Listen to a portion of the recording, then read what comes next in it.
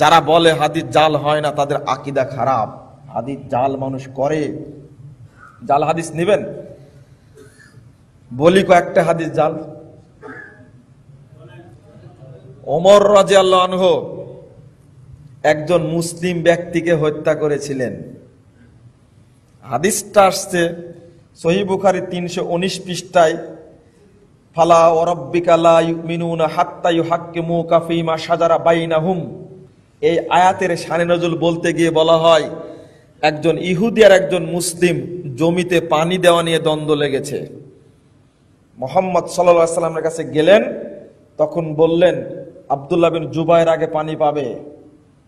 ফতোয়া দিল, জাল হাদিস যেটা, আমি চলে গেছি বুখারীর বর্ণনা বলতে, জাল হাদিস যেটা সেটা হলো ফতোয়া দিলেন আল্লাহর নবী ইহুদির পক্ষে। তখন মুসলিম লোকটি বলল যে ঠিক আছে,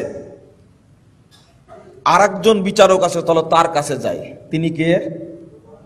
তাহলে আপনারা জানেন ঘটনা। ওমর রাদিয়াল্লাহু কাছে গেলে তিনি একবারে বলে ঠিক আছে ফায়সালা দিচ্ছি, থামো। বাড়ির থেকে তরবারি এনে এক কোপ দিয়ে গলা কেটে ফেলে দিল। কার ঘটনা শুনেননি? ওমর ফারুকের নামে মিথ্যা অপবাদ দেওয়া হয়েছে। এই ঘটনা মিথ্যা ঘটনা, আজ পর্যন্ত প্রমাণিত হয়নি। অথচ 700 হিজরিতে এই ঘটনা সম্পর্কে ইমাম ইবনে কাসির রাহিমাহুল্লাহ বলে গেছেন এটা হলো মিথ্যা ঘটনা। আজও বাংলাদেশে চলছে। আর একটা শুনেছেন, ওমর রাদিয়াল্লাহু আনহু তার ভগ্নিপতিকে, বোনের স্বামীকে পিটালো না? বোনকে পিটানো একটা ঘটনা শুনেছেন না? ওই যে সূরা তাহা পড়ছিলেন, কে মারমে মোহাম্মদকে বেরিয়ে গেছেন, লা হাওলা ওয়ালা কুওয়াতা বিল্লাহ। এই ঘটনা জয়ীফ মুনকার বর্ণনা। ওমরে ফারুক ইসলাম গ্রহণ করেছিলেন রাসূল সাল্লাল্লাহু আলাইহি ওয়াসাল্লামের দুআয়। খুলুন তিরমিজি 2 খণ্ড 209 পৃষ্ঠা। সমাজে চালু আছে যে বোনের কাছে গেলেন, বোনকে মারধর করলেন, তোমরা কি পড়ছিলে দাও, তো ওযু না করে হবে না। 1886 নম্বর হাদিস দারাকুতনির মধ্যে আসছে। আজ থেকে 1200 বছর পূর্বে ইমাম দারাকুতনি বলছেন ঘটনা ঠিক নয়। কেন চালু হলো? চলছে সমাজে, যাচাই করা হয়নি তাই চলছে। আপনি যাচাই করলে আর চলবে না। অথচ রাত্রিতে দোয়া করলেন মুহাম্মদ সাল্লাল্লাহু আলাইহি ওয়াসাল্লাম দুইজনের পক্ষে, আবু জেহেল আর ওমর ফারুক। ওমর রাদিয়াল্লাহু আনহু কবুল হলো কার পক্ষে? পরের দিন সকালে গিয়ে ওমর রাদিয়াল্লাহু ইসলাম গ্রহণ করলেন। ঘটনা এটা হলো সত্য ঘটনা, বাকি ঘটনা ঠিক নয়। শুনেছেন সূরা তাহা 75 নম্বর আয়াতের ঘটনা, অনেক ঘটনা। আদম আলাইহিস সালামকে সৃষ্টির পর যখন হাওয়াকে তৈরি করা হলো, তখন আদম আলাইহিস সালাম হাতটা হাওয়ার দিকে দিচ্ছেন। তখন বলছেন, এই তুমি কি মোহর দিছো নাকি? তখন বলছে আমার তো টাকা পয়সা না, মোহর কোথায় দেব? তো বলছে 1000 বার মুহাম্মদ সাল্লাল্লাহু আলাইহি ওয়াসাল্লাম দরুদ পড়ো। কি তখন মুহাম্মদ সাল্লাল্লাহু আলাইহি ওয়াসাল্লাম ছিলেন? এই ঘটনা আপনারা একাধিকবার শুনেছেন, মিথ্যা কথা, দলিল নেই। যখন আদম আলাইহিস সালামকে পাঠানো হলো, তখন চাইবে কিভাবে? ক্ষমা চাইবে কিভাবে? যেহেতু বেহেশতের মধ্যে, জান্নাতের মধ্যে ভুল করেছেন, তখন দোয়া করার জন্য আসমানের দিকে তাকালেন, তা আরশের গায়ে লেখা আছে লা ইলাহা ইল্লাল্লাহ মুহাম্মাদুর রাসূলুল্লাহ। এই লা ইলাহা ইল্লাল্লাহ মুহাম্মাদুর রাসূলুল্লাহ, মুহাম্মাদের নামের ওসিলায় আল্লাহ আদমকে ক্ষমা করে দিলেন। চালু আছে না? এই ঘটনা ঠিক নয়। আপনি বিশ্বাস করলে অন্যায় হবে। আরশের সাথে লেখা ছিল। অন্যতম মিথ্যা কথা চালু আছে এই মর্মে, যদি মুহাম্মদকে সৃষ্টি না করা হতো তাহলে গোটা জাহান সৃষ্টি করা হতো না, জান্নাত সৃষ্টি হতো না, জাহান্নাম সৃষ্টি হতো না। মিথ্যা কথা, জাল হাদিস এটা চালু আছে। ইব্রাহিম আলাইহিস সালাম 300 উট কুরবানি করেছিলেন 3 দিনে। ইসমাইলকে কুরবানি করার সময় চালু আছে সমাজে, কিন্তু দলিল তো নেই। আইয়ুব আলাইহিস সালামকে 18টি বছর পোকাতে কামড়িয়েছে, চালু আছে সমাজে, কিন্তু এই কথার ভিত্তি নেই, মিথ্যা কথা একেবারে। ইউসুফ আলাইহিস সালাম জুলেখের সাথে প্রেম করেছিলেন এবং বিয়ে করেছিলেন, একেবারে মিথ্যা কথা। একটা নবীর জন্য নষ্টা মহিলার সাথে বিয়ে হয়? বুঝতে পারেন নষ্টা মহিলা বললাম কেন? একজন নবীর সাথে এই মহিলার কিন্তু বিয়ে হতে পারে? দাউদ আলাইহিস সালাম আউরিয়ার স্ত্রীকে বিয়ে করার জন্য তাকে যুদ্ধে পাঠিয়েছিলেন। বক্তারা এই বক্তব্য দিয়ে থাকে, নাউজুবিল্লাহ, দাউদ আলাইহিস সালাম এত বড় মর্যাদাবান নবী, এত বড় মর্যাদাবান নবী, কোরআন তেলাওয়াত করলে মাস শুনতে আসতো। কোরআন বলছি, জাবুর তেলাওয়াত করলে মাস শুনতে আসতো। একদিন পর একদিন সিয়াম রাখতেন। মুহাম্মদ সাল্লাল্লাহু আলাইহি সাল্লাম বললেন, নফল সিয়ামের মধ্যে শ্রেষ্ঠ সিয়াম হলো সওম দাউদ, দাউদ আলাইহিস সালামের সিয়াম। এমন একজন ব্যক্তি নবী সম্পর্কে অপবাদ দিয়ে বক্তব্য দিচ্ছে। আউরিয়ার স্ত্রী একদিন গোসল করছিল, দাউদ আলাইহিস সালাম দেখে নিলেন। নেওয়ার পরে তখন কৌশলে তাকে যুদ্ধে পাঠানো হলো, যুদ্ধে শহীদ হয়ে গেল ওই ব্যক্তি। তখন তার স্ত্রীকে দাউদ আলাইহিস সালাম বিয়ে করলেন। আপনারা কি এটা ঘটনা সত্য মনে করেন? ছি ছি ছি ছি ছি ছি ছি ছি ছি, না, হতেই পারে না, প্রশ্ন আসে না।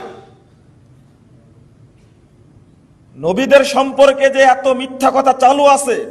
নূহ আলাইহিস সালামের নৌকায় মানুষ পায়খানা করতে করতে করতে ভর্তি হয়ে গেছিল, একটা বুড়ি পড়ে গেল, যুবতী হয়ে গেল, আর সবাই এসে গোসল করা শুরু করলো, নৌকা পরিষ্কার হয়ে গেল। শুনেননি? একেবারে মিথ্যা কথা। একবার ওই জন্য বলছিলাম গতকালকে, ওই যে বুড়ি কাঁটা দিত রাসূল সাল্লাল্লাহু আলাইহি সাল্লামের রাস্তায় সালাত পড়তে, বোরোর কাঁটা দিত, ঘটনাই ঠিক না, অথচ বোরোর গাছ একটা মরা গাছ খাড়া করে রাখছে। এই ধরনের কেবল এই ঘটনা মিথ্যা বললাম, আরো কিছু ঘটনা মিথ্যা ঘটনা চালু আছে, মিথ্যা কথা চালু আছে। ফাজায়েলে আমুল তাবলিগি ভাইদের একটা গ্রন্থ মাওলানা জাকারিয়া সাহেব লিখেছেন, আপনি নিজেই বিশ্লেষণ করবেন। মূল উর্দু বইয়ের হজ অংশের 35 পৃষ্ঠা লিখেছেন। এখান থেকে অর্থাৎ শ্রীলঙ্কা থেকে আদম আলাইহিস সালাম মক্কায় হজ করেছেন পায়ে হেঁটে 1000 বার। তিনি বেঁচে ছিলেন কয়বার? কয় বছর? এক। দ্বিতীয় কথা হলো এই যে হজ্জের বিধান চালু হয়েছিল কখন? একে আদম আলাইহিস সালামের সময় চালু হয়েছে না ইব্রাহিম আলাইহিস সালামের সময় চালু হয়েছে? 68 পৃষ্ঠায় মূল উর্দু এবং 160 পৃষ্ঠায় কিতাব ঘর পড়তে অনুবাদে লেখা আছে, ইমাম আবু হানিফা রহিমাহুল্লাহ তিনি এক অজুতে, মানে এশার সালাতের অজুতে ফজর সালাত আদায় করেছেন এক টানা 50 বছর বা 40 বছর। আপনি কি মনে করেন কথা ঠিক? আবু হানিফা রহিমাহুল্লাহ একজন অত্যন্ত সম্মানী মানুষ, শ্রদ্ধাভাজন মানুষ ছিলেন। এই ধরনের পচা কাজ তার দ্বারা হয়নি। সারে বেকায় একটা বই আছে, এই বইয়ের 16 পৃষ্ঠায় ভূমিকার মধ্যে আলোচনা করতে গিয়ে একজন বিদ্বান এই কথা নিয়ে আসছেন যে এক টানা আবু হানিফা রাহিমাহুল্লাহ এক টানা 55 বছর সিয়াম রাখছেন। বলুন এই সিয়াম হবে? ইন্না লিল্লাহি ওয়া ইন্না ইলাইহি রাজিউন। দুঃখজনক হলেও সত্য। বলছেন এক রমজানে তিনি 61 বার কোরআন খতম দিয়েছেন। এটা সম্ভব? তারাবির সালাতে যদি এক রমজানে 61 বার কোরআন খতম দেন, তাহলে প্রতি দিনে কয়বার করে খতম দেওয়া লাগছে? 2 বার করে, তাই না? এগুলো লেখা যায়? আপনি বলুন তো দেখি, এটা কি লেখা যায়? 99 বার আল্লাহকে স্বপ্ন দেখেছেন, এটা কি লেখা যায়? আবু হানিফা রাহিমাহুল্লাহ একজন সম্মানিত ব্যক্তি, তাকে পচানো হয়েছে। তার সাথে আব্দুল কাদের জিলানীকেও। রাবিয়া বসরি একজন ব্যক্তি হজ করার ইচ্ছা করলো, তে আল্লাহ তাকে সম্মান দিলেন, তিনি হজ করতে বের হবেন। তখন আল্লাহ রব্বুল আলামিন করলেন কি, কাবা ঘর নিয়ে গিয়ে ইরাকে নিয়ে চলে গেলেন। কি নাউজুবিল্লাহ বললেন না? এই কথাগুলো, মিথ্যা কথাগুলো প্রচলন করে করে করে মানুষের হৃদয়কে মানে একেবারে মেরে ফেলেছে, যার কারণে সহিহ হাদিস আর গ্রহণ করতে চায় না। গাউসে পাকের গল্প, আব্দুল কাদের জিলানী যখন মারা গেলেন, নাউজুবিল্লাহ, এই ঘটনা বলাটাই খারাপ লাগছে। আপনি জানেন যে আব্দুল কাদের জিলানী সম্পর্কে বলা হয় যে 18 পারা কোরআন হেফজ করে পেট থেকে জন্ম নিয়েছিল। যখন কবরে মারা গেছেন, চলে গেছেন, তখন মুনকার নাকির আসছে। আসার পরে মুনকার নাকিরের 2 হাত ধরেছে, বলছে এই তুই রাসূলের নামের খেলাপ করেছিস তোরা, কেন সালাম দিয়েছিস? আপনার একটু লক্ষণীয়, ঘরে ঢুকতে হলে সালাম দিতে হয় না? সালাম দিতে হয়। আপনি বলেন, এই সালাম দিয়েছিস, তোরা অন্যায় করেছিস। সর্বনাশ, মুনকার নাকিরের হাত ধরে ফেলেছে কে? গাউসে পাক, কে? আব্দুল কাদের জিলানী ধরে ফেলেছে। আল্লাহর নবীর সুন্নাত সালাম দেওয়াত, আমার নবীর সুন্নাতকে অস্বীকার করেছে, তোদের এত বড় সাহস, ধরে ফেলেছে। এবার আল্লাহ কে বলছে যে আল্লাহ তুমি এমন বান্দার কাছে পাঠাইছো, এ তো আমাদের আর কবর থেকে বের হতে দেয় না। তখন আল্লাহ বলছেন, বেকুবরা, যাত্রার কাছে যখন তখন যেতে হয়, তোরা ভুল করেছিস, ভুলের সংশোধন করে নে। আল্লাহ তোমার কাছে গিয়ে আমি অনুমতি নিয়ে আসবো। ফেরেশতারা বলছে, দেখেন কথাটা কত জঘন্য।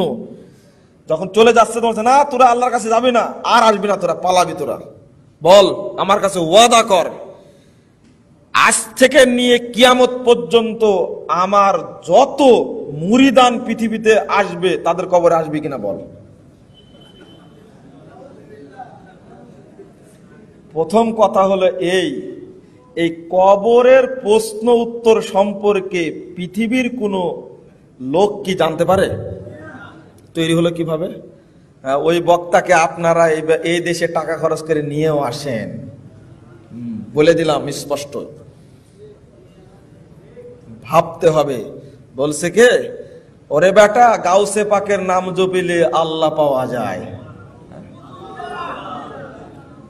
ঠিক এই সমস্ত প্রতারক আলেমদের অসম্ভব। শরীয়তের সবচেয়ে অপব্যাখ্যাকারী, ইসলামের বড় শত্রু এই সমস্ত ব্যক্তিরা, যারা মানুষকে ধরে ধরে মুশরিক তৈরি করে। শুধু তাই, মেরাজে যাওয়ার সময় যখন রাসূল সাল্লাল্লাহু আলাইহি সাল্লাম আরশে উঠবেন, দেখেন ঘটনা কাকে বলে, ঘটনা কাকে বলে। যখন উঠবেন তখন বলছেন, জুতা খুলে আরশে উঠছেন। তখন ওখানে আব্দুল কাদের জিলানী বলছেন, আরে মোহাম্মদ তুমি জুতা খুলে উঠছো কেন? তুমি জুতা নিয়ে উঠো, কারণ জুতা পায়ে দিয়ে উঠলে আরশের মর্যাদা বৃদ্ধি পাবে জুতার কারণে। ওখানেও আব্দুল কাদের জিলানী বলুন, আমি ইমাম আবু হানিফা সম্পর্কে মিথ্যা কথা কখনো বরদাস্ত করতে পারি না, মরা পর্যন্ত এর বিরুদ্ধে বলেই যাব। এই সমস্ত ঘটনা ইমাম আবু হানিফা সম্পর্কে যেমন মানায় না, আব্দুল কাদের জিলানী সম্পর্কে মানায় না। এক শ্রেণীর পেট পূজারী আলেম, এক শ্রেণীর পেট পূজারী ব্যক্তি এইগুলো পুঁজি করে সমাজে সুর করে তাল দিয়ে বক্তব্য দিয়ে মানুষকে পথভ্রষ্ট করছে। অসম্ভব।